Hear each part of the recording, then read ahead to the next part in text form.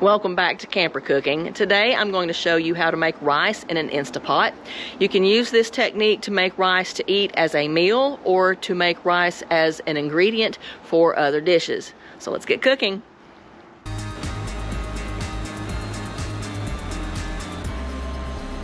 For this recipe you need 1 cup of rice. I recommend rinsing your rice until the water is no longer milky. It's pretty much clear before you cook with it. That removes the excess starch from your rice, and that excess starch can cause clumping.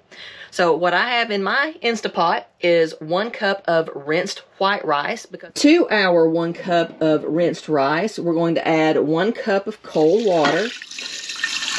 And I'm going to add then 1/4 teaspoon of sea salt. Make sure that your Instapot is on sealing, not venting.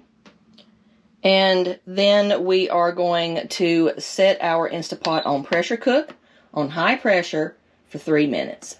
When the Instapot has finished cooking the rice, let the pot just sit and let the air vent naturally for about 10 minutes. When your 10 minutes is up, in the case of this particular cooking, my vent pressure indicator has already dropped, and I'm going to go ahead and switch this to venting just to make sure we don't have any steam coming out of it, and we don't, so we're ready to open it up. And we have our steamed rice. Season the rice to your liking, or use it in the recipe of your choice.